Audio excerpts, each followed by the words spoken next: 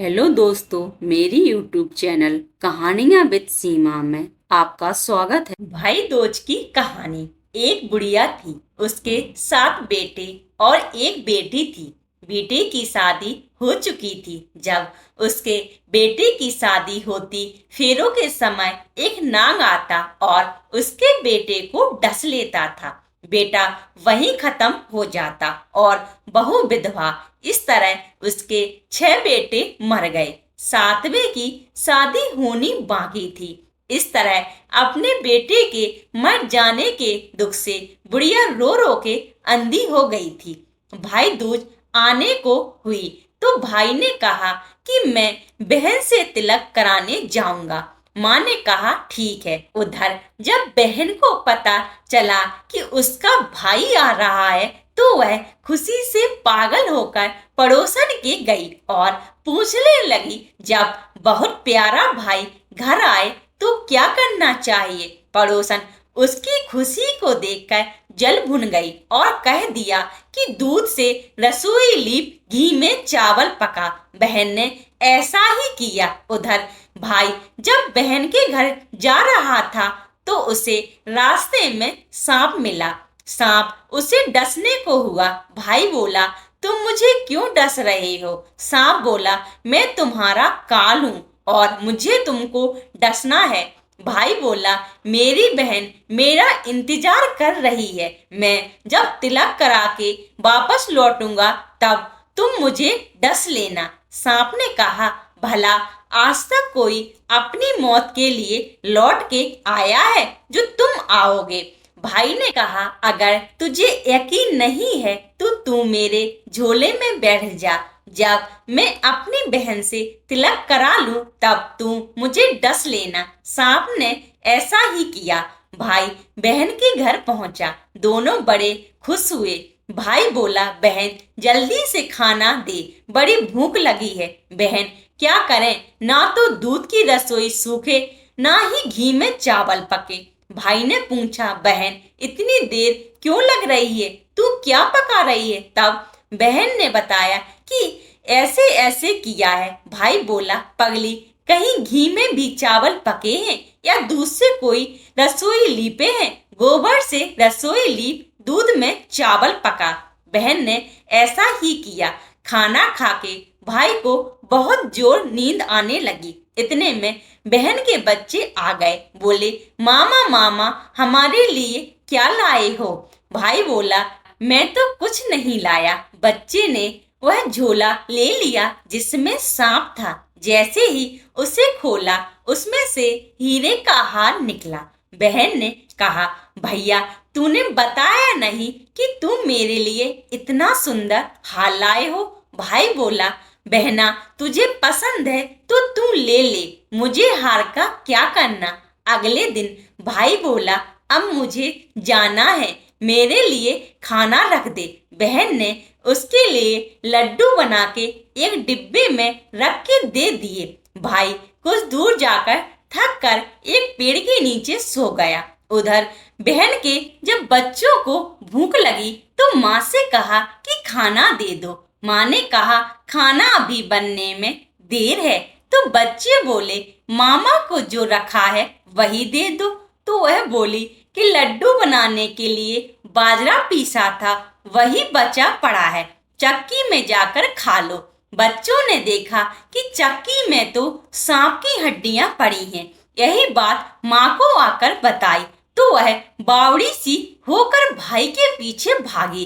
रास्ते भर लोगों से पूछती कि किसी ने मेरा गैल बटोई देखा है, किसी ने मेरा बावड़ा सा भाई देखा।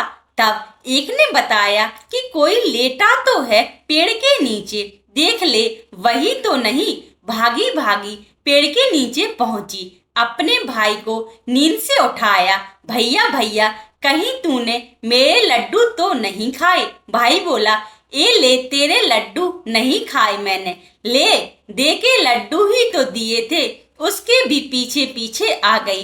बहन बोली, नहीं भाई तू झूठ बोल रहा है, जरूर तूने खाया है, अब तो मैं तेरे साथ चलूंगी। भाई बोला, तू ना मान रही है तो चल। फिर चलते चलते बहन को प्यास लगती है। वह भाई को कहती है कि मुझे पानी पीना है। भाई बोला, अब मैं यहाँ तेरे लिए पानी कहाँ से लाऊं? देख, दूर कहीं चील उड़ रही है, चली जा, वहां शायद तुझे पानी मिल जाए। तब बहन वहां गई और पानी पीकर जब लौट रही थी तो रास्ते में देखती है एक जगह जमीन में 6 शिलाएं गड़ी हैं और एक बिना गड़े रखी हुई थी। उसने एक बुढ़िया से पूछा, ये शिलाएं कैसी हैं? उस बुढ़िया ने बताया कि एक बुढ़िया है, उसके 7 बेटे थे। 6 बेटे तो शादी के मंडप में ही मर चुके हैं, तो उनके नाम की ये शिलाएं जमीन में गड़ी हैं। अभी 7वें की शादी होनी बाकी है। जब उसकी शादी होगी तो वह भी मंडप में ही मर जाएगा। तब यह 7वीं शिला भी जमीन में गड़ जाएगी। यह सुनकर बहन समझ गई ये शिलाएं किसी और की नहीं बल्कि उसके भाइयों के नाम की हैं। उसने उस बुढ़िया से अपने 7वें भाई को बचाने का उपाय पूछा। बुढ़िया ने उसे बतला दिया कि वह अपने 7वें भाई को कैसे बचा सकती है। सब जानकर वह वहां से अपने बाल खुले कर के पागलों की तरह अपने भाई को गालियां देती हुई चली। भाई के पास आकर बोलने लगी, तू तो जलेगा, कुटेगा, मरेगा। भाई उसके ऐसे व्यवहार को देखकर चौंक गया, पर उसे कुछ समझ नहीं आया। इसी तरह दोनों भाई बहन माँ के घर पहुंच गए। थोड़े समय के बाद भाई के लिए सगाई आने लगी। उसकी शादी तय हो गई। जब भाई को सेहरा पहनाने लगे तो वह बोली, इसको क्यों सेहरा बंधेगा? सेहरा तो मैं पहनूंगी, ये तो जलेगा, मरेगा। सब लोगों ने परेशान होकर सेहरा बहन को दे दिया।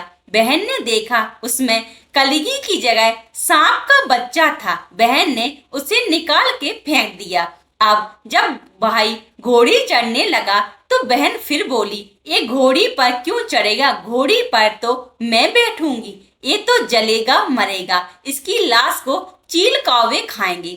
सब लोग बहुत परेशान, सब ने उसे घोड़ी पर भी चढ़ने दिया।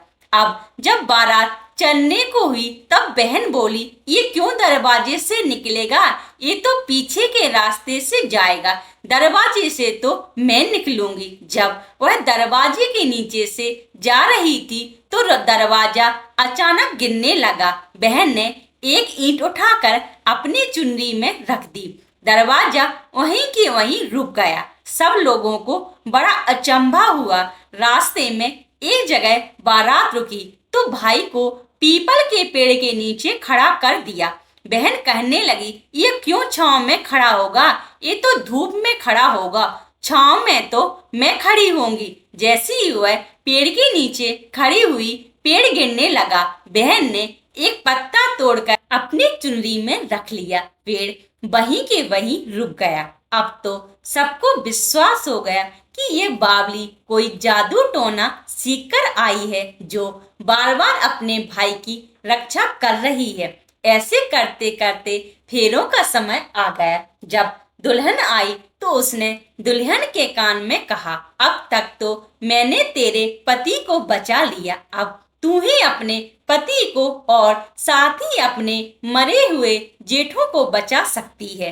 फेरों के समय एक नाग आया। वो जैसे ही दूल्हे को डसने को हुआ, दुल्हन ने उसे एक लोटे में भर के ऊपर से प्लेट से बंद कर दिया। थोड़ी देर बाद नागिन लहर लहर करती आई। दुल्हन से बोली, तू मेरा पति छोड़। दुल्हन बोली, पहले तू मेरा पति छोड़। नागिन ने कहा, ठीक है, मैंने तेरा पति छोड़ा। दुल्हन, ऐसे नहीं, पहले 3 बार बोल। नागिन ने 3 बार बोला। फिर बोली, अब मेरे पति को छोड़। दुल्हन बोली, एक मेरे पति से क्या होगा?